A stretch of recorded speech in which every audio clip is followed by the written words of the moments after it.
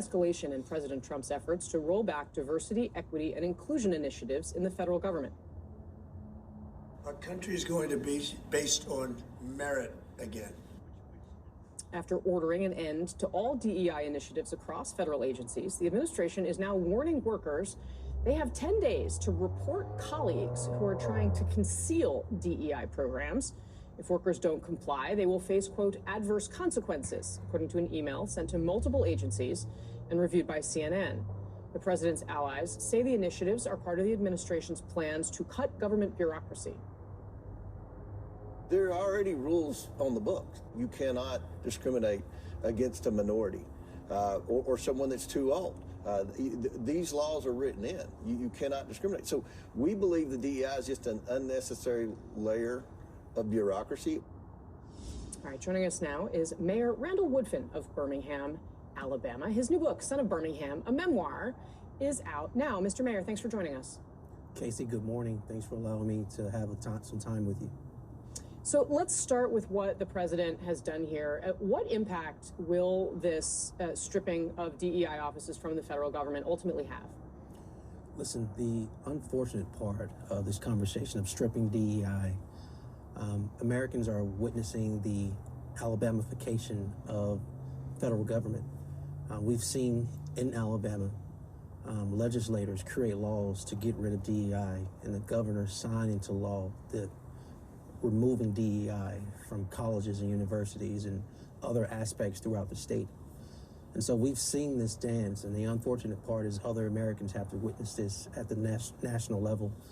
That being the case, we all know those who benefit the most from DEI are veterans as well as white women.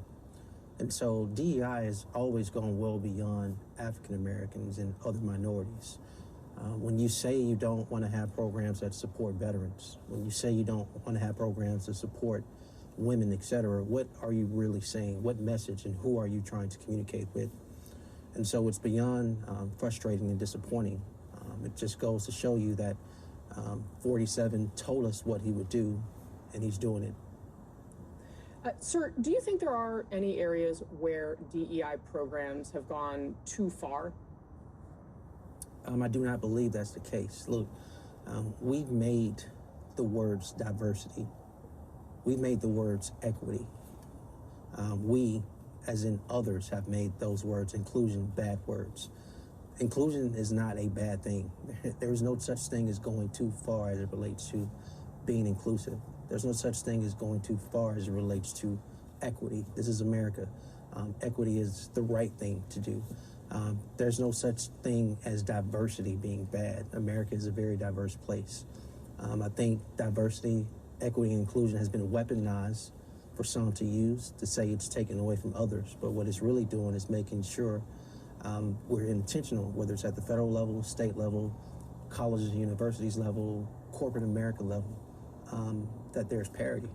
And we've been talking about this for quite some time. And so, no, there's no such thing as going too far when we talk about equity and inclusion. Sir, another topic at the forefront of President Trump's initial week here in office is immigration. And they have promised to step up deportations. And there has been some pushback from local officials, especially in blue states and cities, about cooperating with ICE for mass deportations. Will the city of Birmingham cooperate with ICE officials as they step up raids, if they step up raids in the city, especially in schools and in churches?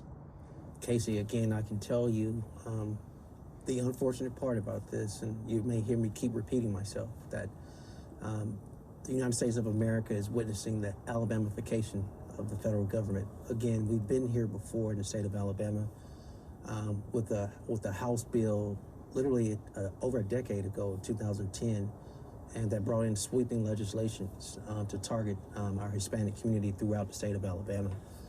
And what we witness across the state is that many community members, partners, et cetera, stood tall with those who were here legally.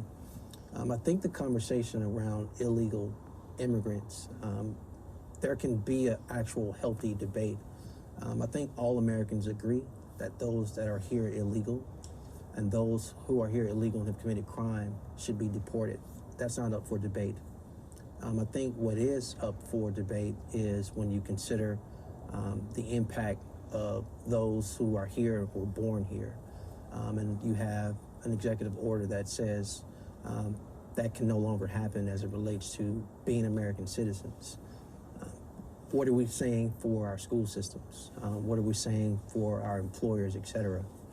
And so the city of Birmingham will continue to work with organizations like the Hispanic Interest Coalition of Alabama to make sure that the city of Birmingham is on the right side of supporting families who need assistance, et cetera. Still, you declined to sign a measure that would have made Birmingham a sanctuary city by law. So again, will Birmingham cooperate with federal authorities who are doing deportations in your city? So Birmingham has always been a welcoming city, Casey.